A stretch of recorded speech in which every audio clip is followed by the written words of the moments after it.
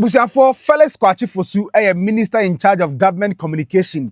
And what the Baba Shim Metro Television so say we share corruption scandal and a scandal so far NDC are buying on cover during the MPP time now a mind boggling. In fact, a bit blow mind the English you use or say just a idea a bit blow a dream a broad dream into so now one yeah careful but you say at the time there was conspiracy theory from the government to siphon from the state. And then some Felix Kwakye Fosu area to be dum area ma na Jan to TV. So Martin Kpebu a private legal practitioner and also adding some kakra to Jaffa corruption that His Excellency John Mahama fighting any overall what he makes of the oral and then the suggestion how to get the best out of all these cases. Yeah, they want some bashan and sign and Jan to TV pacho. See click the subscribe button. We are bell notification icon. You will turn it on. Say the I'm dropping video now. You'll be the first person to get the video. No, you will enjoy it. You will share now. Like yeah, no leave you comment in your comment box. Now friends, watch our for share. We are live on Facebook, X, TikTok, baby, and Jan to TV. Obetin and Kamiri. It is Steve Zando. Young man say when you and say. Felix Kwakye Fosu, minister in charge of government communication. Okopiem, our Metro TV program. Good morning, Ghana. So, and I ordained some air to job. And for so far, Attorney General exposed our dear bar any corruption scandal like a course under the SY MPP administration allegedly Oko buffer stocker. In fact, or more former CEO Yaboni D around 78 million Ghana cedis and Attorney General done the press conference or 2 D Ramble in the jungle or two D and or the two just 78 million Ghana cedis and involved. So and so and a National Service Secretariat or more former executive director, any deputy director at the time. Or more former executive friend or says to be entry and so and a deputy near friend gift you or mensa and who some P in fact or the 2 years that time in the scandal now around 530 million Ghana cedis or 630 million Ghana cedis. But the last press conference or the 2 years say a balloon from 630 million Ghana cedis to 2.2 billion Ghana cedis. Abusafo and yes kakito na mabodi. No and a Felix Kwakye Fosu kopie Metro TV or good morning program no so good morning Ghana program no say chale figures no any scandals no a broad draining tiaseso a mind boggling. Na one year careful about doing say at the time na as a government in Nigeria to say sa dream ne katahye no enkoso na wadwene ho a won tiase say Attorney General Krampo ye ne hwehwemu preliminary investigation who say ebia sika na ye involved in the National Service Secretariat scandal no around 600 million Ghana cedis only for the Auditor General an audit we no who say dabio ebrosa a balloon to 2.2 billion Ghana cedis and the Felix Kwakye Fosu o say ne ho adwire no say ye ma ye ho kwan in the last 8 years ma dwirim ne katahye say e so far yenya inyamfa no obi guilty in fact gifty or remains pleaded not guilty yeah I say she's been granted bail and 10 million Ghana cedis bail also yenyamfa ye de kwadu na abo mu nyina but obia enya inyamfa no obia culpable so far who punishment the rebel but Felix say on the surface of the discussion figures near mind boggling now dwene ho a won tiase. Some of the issues at hand are quite mind boggling. Okay. And one is inclined to believe that there was some governmental conspiracy behind it. Because if you look at the National Service case, of course, admittedly, it is not the first time that we've heard of ghost names in National Service. It is a long-standing phenomenon. But the amounts involved, for instance, when President Mahama was president previously, he got wind of this and he asked the BNI to look into the matter. So they went into it and found out about 54 million or so was involved. And we all know the swift action he took to deal with the persons involved. Over 100 district directors were sacked and put before court, and the Director General at the time was also put before court. But initially, the Attorney General had thought that up to about 548 million Ghana cedis was involved in this particular National Service matter. Only for the Auditor General to go into the matter to audit and find that the amounts ran into about 2.2 billion Ghana cedis. And indeed, on Monday, when the president met the Chief Justice, the Auditor General, the Auditor General had cause to brief the president on some of the findings. They were mind-boggling. No, if the amount involved was say 5 million, 10 million, you could say that this is 1 or 2 people engaged in some illicit activity under the cover of darkness. But it is inconceivable that up to 2.2 billion Ghana cedis of government money will be siphoned outside of the system that is created to pay national service persons without anybody higher up the chain getting wind of this. Because if you look at the process of payment, the claims have to go to the finance ministry for approval. And therefore, when you see a spike in the numbers overnight, over a considerable period of time, it certainly should trigger some concern. So you wonder what checks and mechanisms were in place to monitor some of these activities so that you do not spot up to 2.2 billion Ghana cedis of public funds that we hardly have, going into private pockets. And you wonder whether the people who have now been arrested and are being arraigned before court are the only people involved in this kind of scheme. It is something that we need to look into. If you look at the Hanan case, for instance, how do you take money belonging to the organization and pay directly into your account? It makes no sense. How is it that the systems that are put in place, the internal controls, the internal audit process and all of that miss this and allow this to continue over an extended period of time? So it shows that either the government itself was complicit and that this was a governmental conspiracy, or people were exceptionally incompetent as much to see what is happening. But you see, going forward, even as we deal with these cases, we need to draw lessons so that adequate checks are put in place. So what happens is that now, before you get any form of public funds released to pay for anything, we have what we call commencement certificates. It goes to the finance ministry, it goes to the finance minister, who goes through it with a fine comb. And there are many instances where he has disallowed these payments because he is not satisfied about the narration that accompany the request for the payments. That is a way that you, because you see, most of the corruption that we have is procurement driven. In other words, people want to buy things, and it is through the process of buying things that things are either inflated so that something can be creamed off the top, or dubious means are used to ensure that the money lands into the pockets of people who themselves are involved in the transaction. The way to cure it is to have a system that oversees what is happening. And so that is happening. That is why you find that there are people who complain, that these days the finance minister is not releasing money, we are not buying this, we are not buying that. It is all because a system has been put in place to check it. When you do that, you limit. It is entirely possible that one or two instances may occur where people slip through, but you will minimize it to the barest minimum, and then you are able to deal with the instances that occur. It does appear that it was free for all under President Akufo-Addo, and that nobody bothered to check what was happening, because the extent of the corruption that we've discovered is mind-boggling. Moro, there's even another one. You know, when we came into power, we were given a bill of about 170 billion Ghana cedis as arrears that government of Ghana owed to various contractors and suppliers and other service providers. So, you know, the minister announced that an audit was being carried out to ascertain the veracity of these claims. Look, the report that has emerged out of that is shocking. And I'm sure the Minister of Finance will have opportunity in the coming weeks to disclose the details of this audit. So you find that monies were just going down the drain in this country, and that people were putting public funds in their pockets for no work done. And yet we had the government that had the duty to protect this public purse. President Akufo-Addo was very clear during his inauguration in 2017 that he will protect the public purse. But it appears that he did the exact opposite. He opened the public purse up for people to abuse. Okay. And that is how come we have some of these instances. So let it be clear that oral has come to stay. The president is committed to it. It will be carried out to the letter. And as the Attorney General himself said, no amount of interference from any quarter will stop what has to be done. The president is the boss, as pointed out. And in the meeting with the media, he said it, that he is the one who the buck stops with.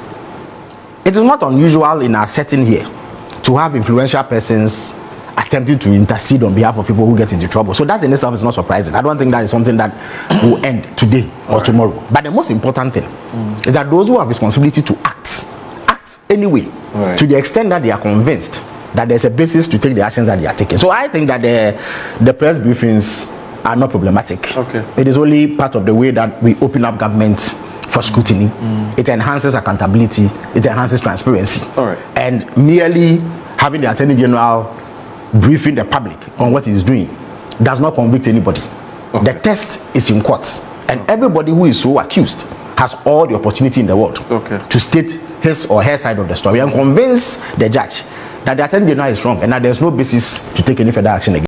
And the Felix Kwakye Fosu ewie no ana host no edne call Kenoforiata ni OSP Office of the Special Prosecutor enkomodia ekoso any investigation ekoso hye no say OSP one dey wadi ka wo say Kenoforiata ohia ne Ghana hanim say Kenoforiata nso MI na Felix say bibi twetwena so who say His Excellency Nana Addo Dankwa Akufo-Addo the former President of the Republic okreti Office of the Special Prosecutor OSP with Martin Kpebu then to hunt NDC government no ai to who say enye opepamu nye ne pamu anya nye ne papa mu na His Excellency the former president e dey establish OSP no ankasa de on shada hu sa office ne so mfa so because your investigative agencies any a lot of institutions are ombetuma ye adwuma na OSP ye no eti wo de yambusa ye ho say OSP apa OSP obaye official of the Special Prosecutor ye set in the last few years or so no Akufo-Addo His Excellency the former president setting OSP no e dey ade pa na omaye ombetumi no monsa appoint say your achievement e dey no Felix Kwakye Fosu no o de nchiremu aba hu ni say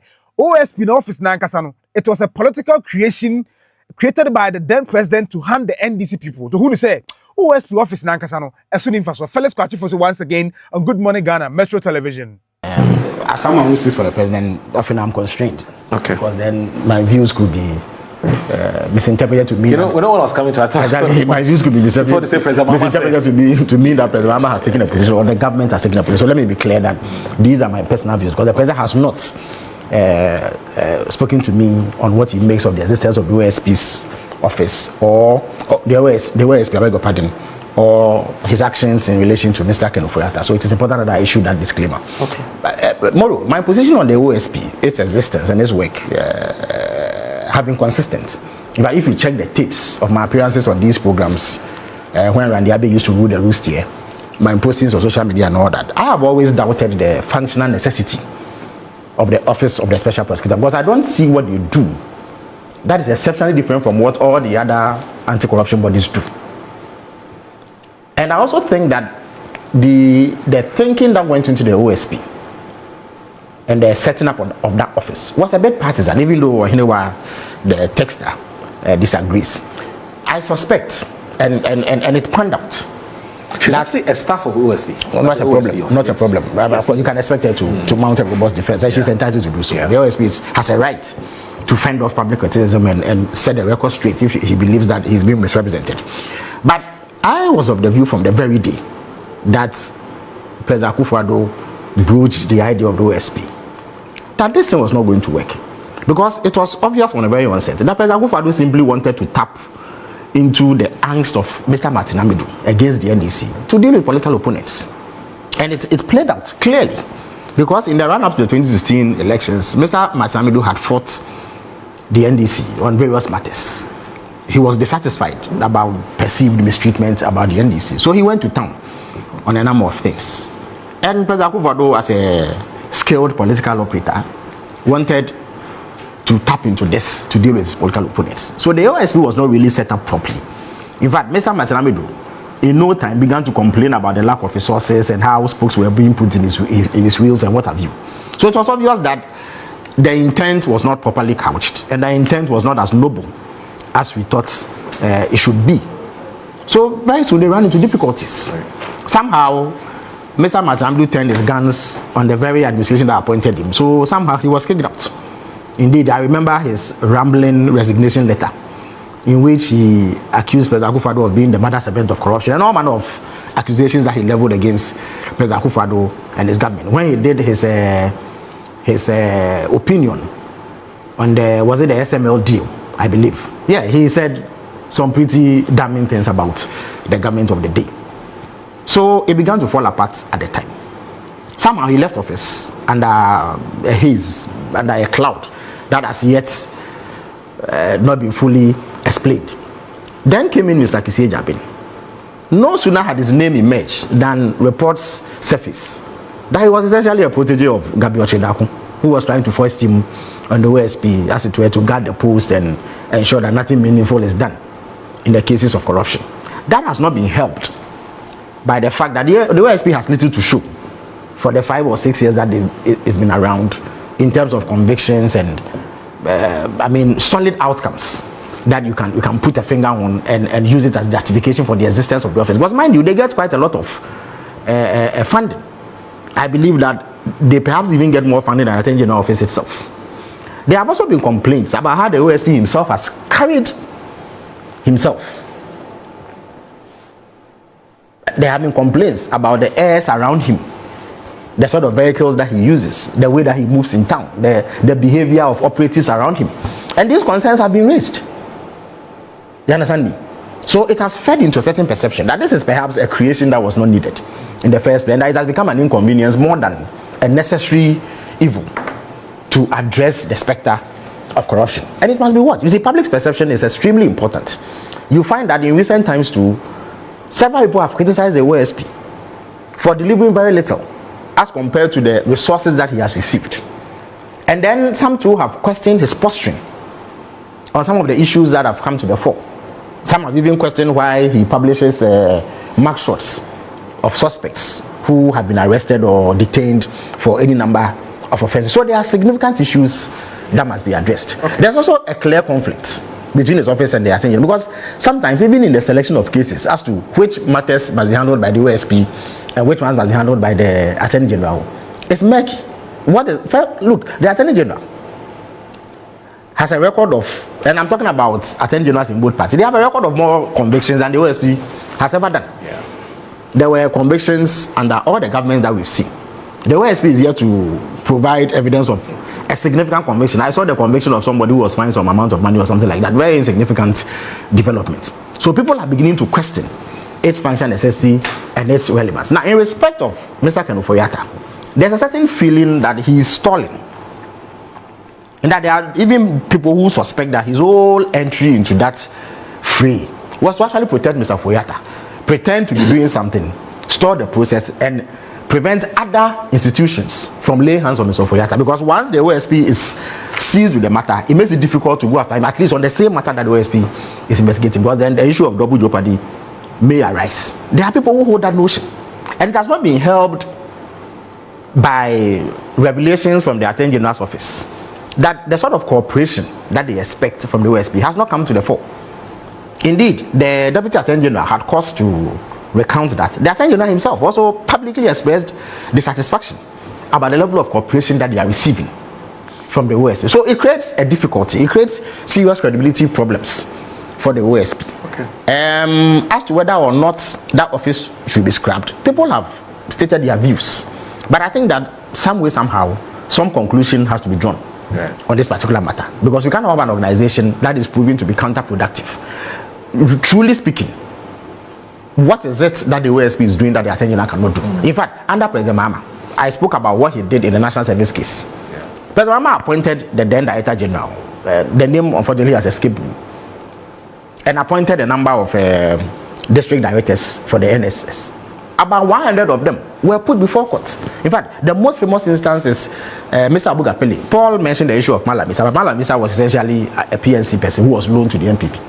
But if you want an instance of a president who has prosecuted one of his own, and if you know the relationship between Mr. Abu Gapele and President Mahama, you would appreciate the difficulty inherent in prosecuting somebody like that. But President Mahama put him before court. Of course, he could not finish the prosecution before he left office because he was voted out of office. The MPP continued it and secured conviction. But President Mahama is the one who started the case. The case of Victoria Hammer. President Mahama fired him over what many people believe to be a flimsy premise, for saying essentially he was engaged in gossip with a colleague. That's all that it was. He hadn't stolen anything. He had not actually declared an intention to steal anything. He only said that if he doesn't have $1 million in his account, he will not engage a woman who he believes to be ahead of her, she believes to be ahead of her in politics. That's what Victoria Hammer said. And within 24 hours of that development, she was fired from office. So it is possible for a president to take stern action. Indeed, there are two notable personalities in the NDC, people in the top hierarchy of the NDC, who are under investigation for alleged involvement in illegal mining. And this is under an NDC president. So I don't believe that a president is immobilized from taking action against persons belonging to his party or government necessarily. I think that it is a matter of political. You see, the ultimate check on all of this is the Ghanaian public. Ultimately, you render accounts. If they perceive that you are shielding political cronies and members of your government, they will take action against you as they did against President Akufo-Addo. But is the cure to that the OSP? I am doubtful at this moment because of the outcome that we've achieved. And Felix Kwakye Fosu na no see and a private legal practitioner Martin Kpebu papa we di MPP anipa oda so di MPP ani o okopiem e wo TV3 omo Saturday program friend the key point on African cancer bon come se Felix Kwakye adwen ese wo hu OSP so mfa so ba no hu ni say ora na his excellency John Mahama assume office na o create no eso wo mfa so pa because sa eniema agi eka ho asem all the corruption scandals allegedly ya uncover no say his excellency John Mahama and create sa ora na sa committee na enke bia sa dem no kwan kien sanka enti on de obobo his excellency abaso say the creation of the ora no a serving purpose enti anu nti na ora ne ba ya sa ne me nyina corruption e so allegedly in the last 8 years nyina no ye hu so mfa so na say ye te ho nka no because say ora na amanke enti na o suggestion bi say yes ora no wo ho agi ye na dwuma but be suggest say we should find a way and amend some of the regulations say be ya I mean, some of these corruption cases, you know, you're bedding in tempaso, so, Senebeya. I mean, we'll get to the finality of all these cases. Now, say, I mean, I'm Pino, I say, adjournment, lawyer, court, no, adjournment, na adjournment cases, ne drag. Was say, Basa, Ghana for your investigation, Mujidi, and to already His Excellency John Mahama Basso for creating the aura. Na the suggestion is a yempe kwa bi faso se ne be ya corruption scandal cases here koso yina no ye betuma di ne ntam so na yetime hu ne puma sibre Martin Kpebu a private legal practitioner kopiem e wo TV3. If you miss the element of specificity, your case will be thrown out, and that is why I keep urging Ghanaians to be patient, because we need diligent investigation so that when I send a case to court, we don't have any doubt that criminality has occurred. So, ladies and gentlemen, prosecutions have commenced in the SkyTrain and National Service scandals. Well, so that's the Attorney General on this matter of patience. Yeah, good. And it's good he referenced citizens to be patient, because we are doing a whole of society approach in governance, a whole of society. So government, private sector, civil society, all of us joining together to fight corruption. So he sees that, yes, the populace, okay, citizens were a very important component of the fight. So where we seem to be running ahead of him too much, he needs to remind us to be a bit patient, because there has to be due process. So it's a very key call, or a very important call in the whole of society approach, okay? Or its other cousin, the whole of government or nation approach. So, you know, you can't do, remember that ORA is citizens who brought information to the... Same creamy taste, bold new look. Nescafe Original 3-in-1. New look, same creamy taste. So let's put it in perspective so that we'll see how we citizens can accommodate the government. And that's important. Nowadays, I like referring to this popular example because, you know, Ghanaians love football, and so they would always want to, if you use a football example, you'll get a good people to understand. The party case, in the Black Stars. Oh, and before I continue, please, look, the coach Otto Addo, he should send just the players who qualified us. So don't go and bring any foreign players. I think that's very clear. Yes, we don't want any players to come and join. Those who fought, let them go. Obi, friends say, all right, the people who fought, the players who fought and took us to the World Cup, let them go and play. Let's just do this. We are tired of people sitting aside when it's cooked, then they want to come and eat. Well, we'll come to that. Right. So, Patty, the Black Star player, we all know that he has a case, allegations of rape, etc. See how many years it took to investigate. And even when the case was brought to court this year, they've not started the trial. They will start sometime next year. So you see due process.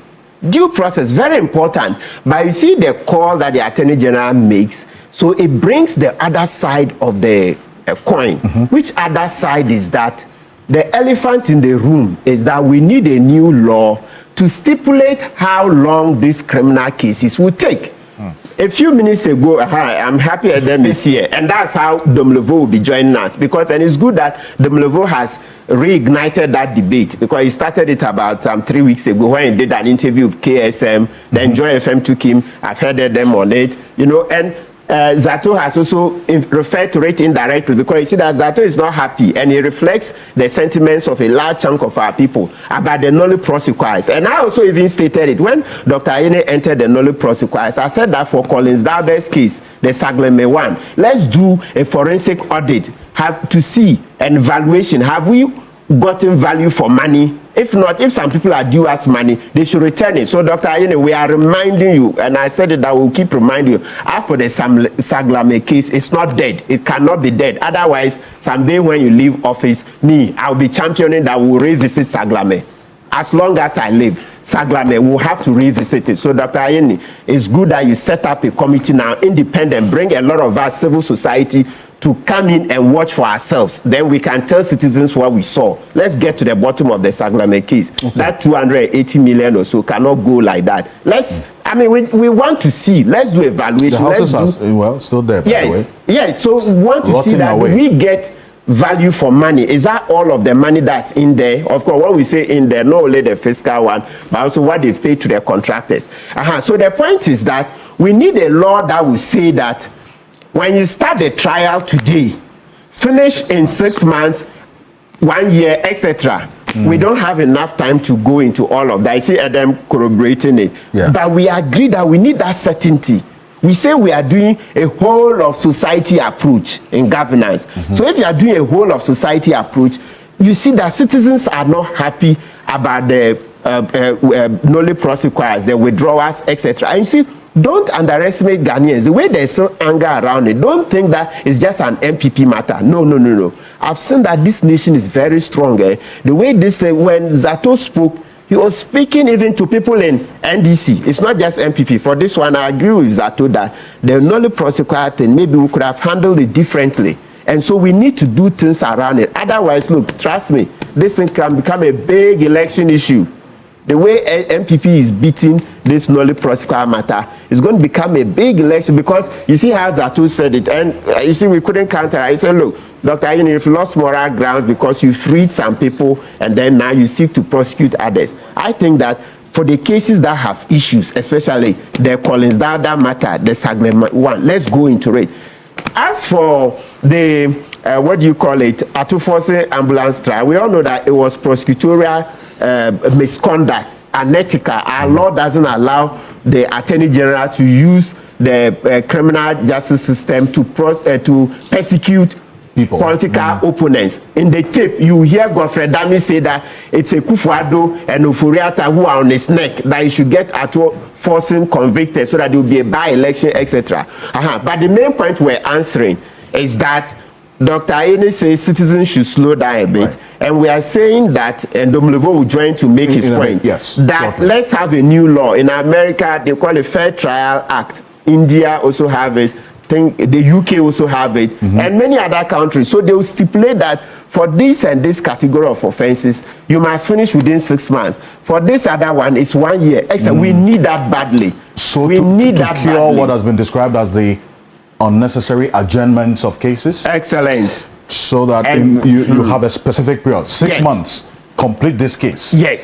Yes, and the judges will uphold it. The judges will uphold, because once it's a law, it will come with consequences for the judge who is seized with the case. The judge knows that if he doesn't keep the timeline, his job is on the line. His job, I know now with the removal of a CJ, it sends a signal that citizens are wild. Okay, citizens are getting more engaged. Citizens are becoming savvier. So once they know the law, and we even did it. We did it. You know, the election petition law. Absolutely. We changed it in election 2012. It took us about 9 months. And you know, that particular year, that was James' first voter term. That whole year, it crippled the economy because investors didn't know how we would come out. Investors were scared we would fight. But this country, it should be clear, the way we are so intermarried, very mixed. How are we going to fight? Because me sitting here like this, if I mention my tribes, I'll mention like 4, 5. Yeah, very, very mixed. How are you going to fight them? Or how am I going to fight Zato? No. Okay. So let's make a law.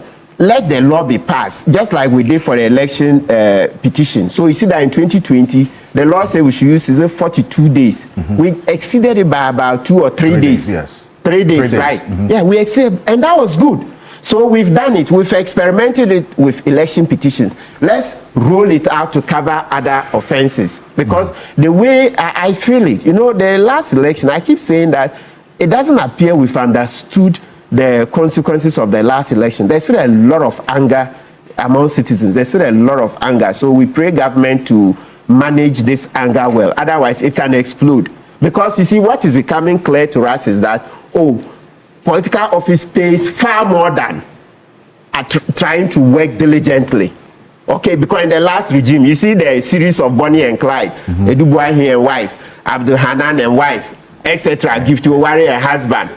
So it's a series of Bonnie and Clyde. Viewers, you may Google Bonnie and Clyde. They were a notorious couple in the US. They were involved in bank robberies, etc. I'm not saying these people have been convicted. What I'm talking about is that you see that trend, husband and wife. You see how it's degenerating. So with the anger in the system, if we don't hurry up and pass all these laws, look, this thing could boomerang into our face because there's anger. Because citizens feel like, at them at night, like we are mates.